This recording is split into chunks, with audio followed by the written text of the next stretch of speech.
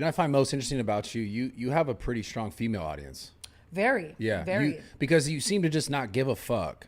Like At you just, all. yeah. But maybe to a fault. Yeah, but like it's a really good thing. It's an empowering thing. Like Yeah, I think- what made you feel like you wanted to be that way? Was it just how you always were, or did you see? To a fault, for sure. Like I've had to learn to give a fuck a lot more. Like just growing up, I dropped out of high school at like 15. I was like, fuck this, I don't give a fuck. Like I was just always that way. And then eventually I kind of had to turn that into a good thing. And then I think that I definitely went into YouTube kind of being like, I'm not a role model. Like, do as I say and not as I do. Like, please don't fucking do as I do. If anything, learn from me.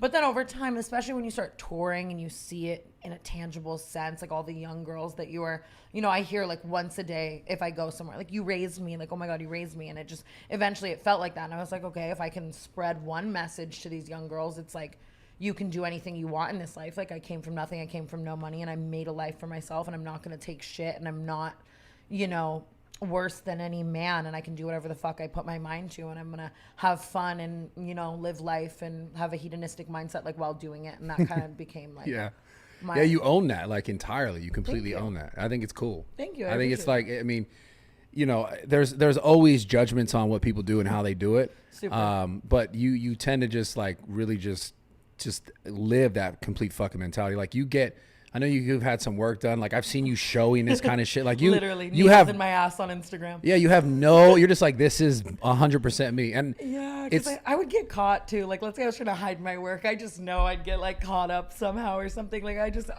other people are a lot better at, you know, curating this image hiding online and, yeah, it's, you know, abiding by it and, you know, keeping a lot of things secretive. But I'm too much of a fucking crazy idiot. I think shit would just come out. And I mean, after the scandals as well, it's like I knew I was just going to get some hate probably forever. So it's like learning that doesn't matter, and, you know, that I'm indifferent, I guess, of all opinions. Like someone right now is calling me Jesus and someone right now is telling me to kill myself, and neither are valid, you know? So how did you find that line for yourself? Because I know for a lot of creators and just a lot of people, not even just creators, people in life, it's very hard for people to go like, oh, I want everyone to like me, but like if I do this, I know these people are going to be mad. Like, how do you find that balance of that, and really that understanding that it's not important for everyone to like you?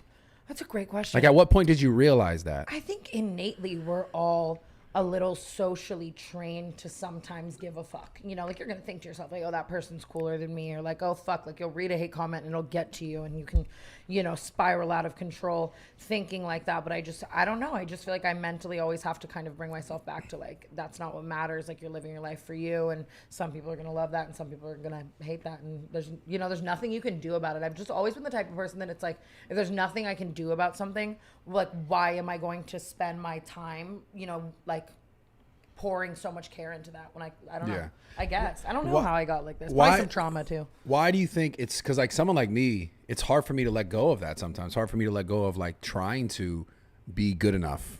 Like, why do you think for some people it's hard for them to let go? Because like you go, and I understand what you're saying, and I know it's the truth. I just know it doesn't matter, so I have to let it go. I can't control it. I have to let it go. I know that as well, but even in knowing that, it still fucking bothers me sometimes. It definitely still fucking bothers me as well. That's what I'm saying. It's, you know, it's gonna get the best of us always. I think it's just like a human feeling. I mean, I really like it does. It happens, and I catch myself. You know what I mean? I'll be like, you know, just, you know, when you catch yourself like trying too fucking hard. Sorry. So no, you're great. Like, you know, when you catch yourself just trying too fucking hard to like impress someone or make people like you or be a certain way. If I catch myself slipping, I'm just like, whoa, like, who cares? I don't know. I've always kind of had a who cares mentality. I think it comes from Vegas in a lot of ways too, and like the way I was brought up. All my friends from Vegas are like that. Like, I still live with my best friends that I like grew up with in Vegas. They live with me now. Yeah. And we're all the same way. We're all like, fuck this, fuck that, fuck everything, fuck off. Yeah, I love it.